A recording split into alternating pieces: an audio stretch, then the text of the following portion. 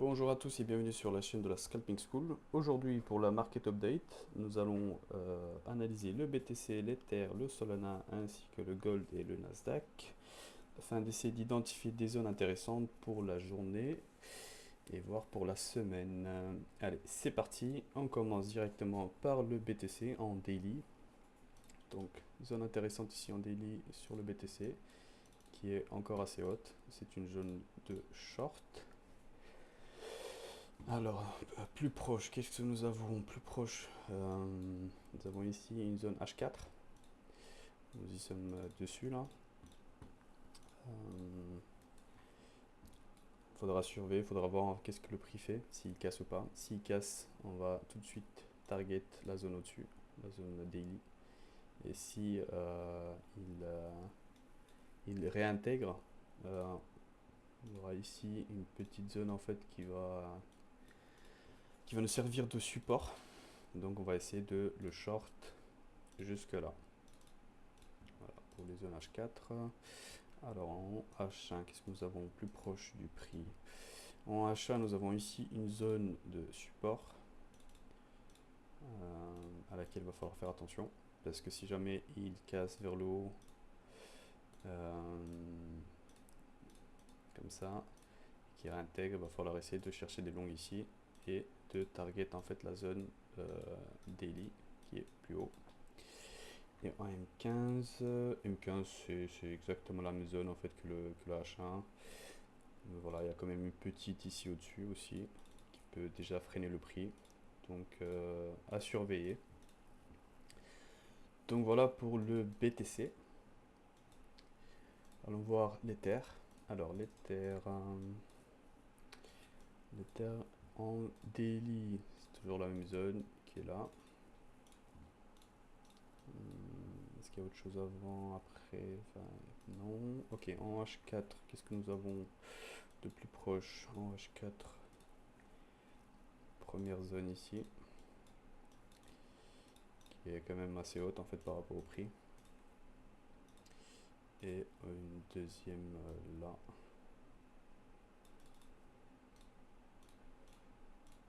Voilà pour le H4. En H1,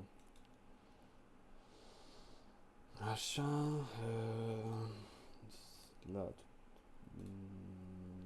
le 21, donc hier en fait nous avons touché une zone ici H1, ce qui était assez important. Il y a aussi une deuxième ici. Donc ça c'est les zones qui bloquent le prix. Et il y a ici une zone en fait de support en H1. Donc le prix pour le moment en fait se balade entre ces deux zones. À voir, donc comme pour le BTC, si on arrive en fait à franchir ces deux zones ici et qu'on réintègre, il va falloir essayer de se placer en longue par ici et d'essayer en fait de viser le high et la zone H4 ici et la zone au-dessus. Tout dépend de la volatilité, tout dépend de la force, de l'impulsion. Et alors en M15, donc voilà, il y avait une petite zone ici intéressante en M15 qu'on vient de SFP. C'était ce matin à 3h, 2h45, ok. Donc celle-ci qui nous sert de support. Donc cette zone pourrait très bien propulser le prix à reprendre le high. Donc à surveiller, à voir comment le prix réagit. En tout cas, nous avons aussi une zone ici qui pourrait freiner le prix, qui nous sert de résistance et notamment aussi la zone au-dessus. Donc ces deux zones en fait des zones de short potentiel. À voir ce que le prix fait. Mais comme on a dit, si jamais ils franchissent, moi ce qui m'intéresse c'est surtout les zones H1 ici. Si on tape dedans en fait et qu'on n'arrive pas à les casser, il va falloir short. Si on les casse et qu'on réintègre, en fait, il va falloir essayer de se placer en long et de viser les zones plus hautes, H4. Donc voilà, c'est tout pour l'Ether, en tout cas de ce que je vois. Solana, c'est un peu différent. Il a la zone H4 en fait beaucoup plus proche. que les deux autres. Elle, par contre, elle est vraiment énorme. Donc voilà, vigilance, si le prix arrive dedans, laissez-le travailler, ne vous précipitez pas directement à prendre des positions. Alors en H4, bah voilà, nous y sommes dessus là. Zone H4 ici importante. C'est une zone qui peut très bien freiner le prix et le faire rechuter. Donc ça c'est la zone en fait qui fait résistance, et nous avons aussi en H4 ici une petite zone en fait qui nous sert de support. Hop. Alors on va voir en petit TF pour voir qu'est-ce que nous avons. En H1, nous avons également une petite zone de support.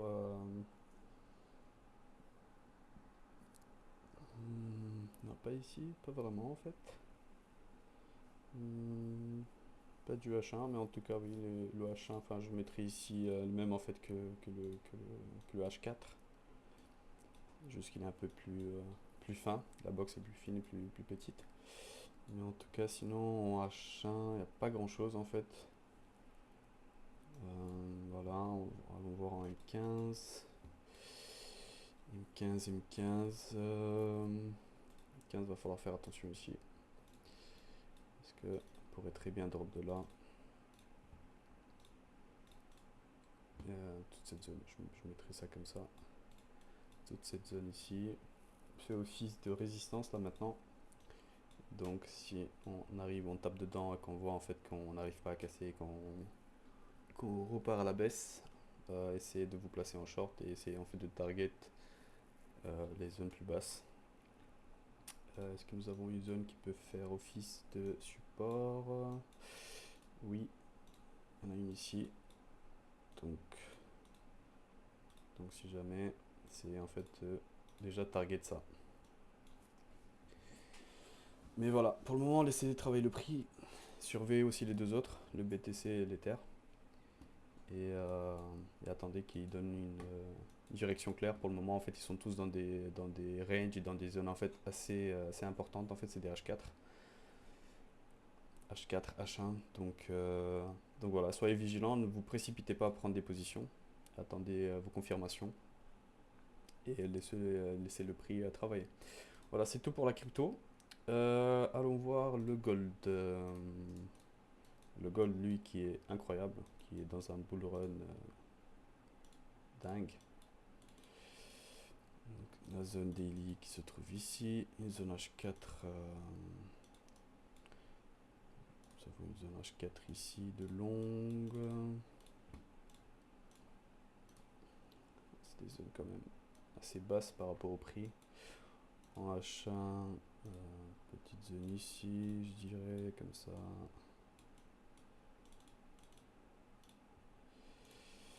Est-ce que nous avons au moins une zone 15 plus proche du prix? Oui. Plus proche comme ça, ici. 15.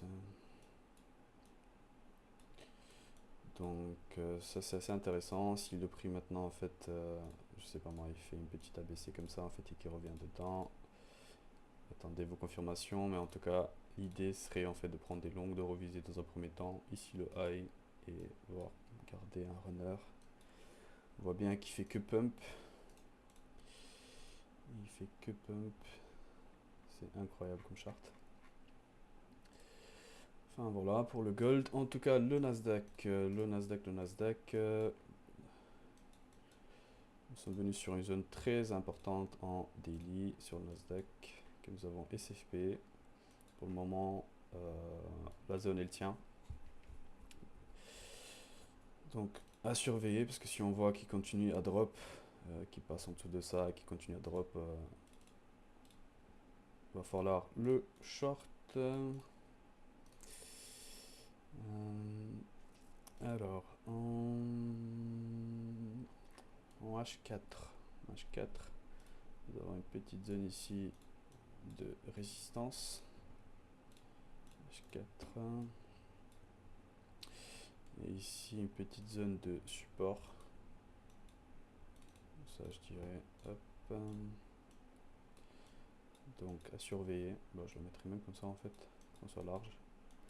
À surveiller, et l'idée serait en fait de peut-être faire une A, une B et une C pour target la zone au-dessus dans un premier temps, et si on casse ici, bah, essayer en fait de viser, de viser ici cette zone en fait qui est une zone H4 mais qui est aussi une zone daily beer. Donc le plan serait de aller dans cette box, mais laissez le prix venir à vous et attendez. Alors en H1, qu'est-ce que nous avons?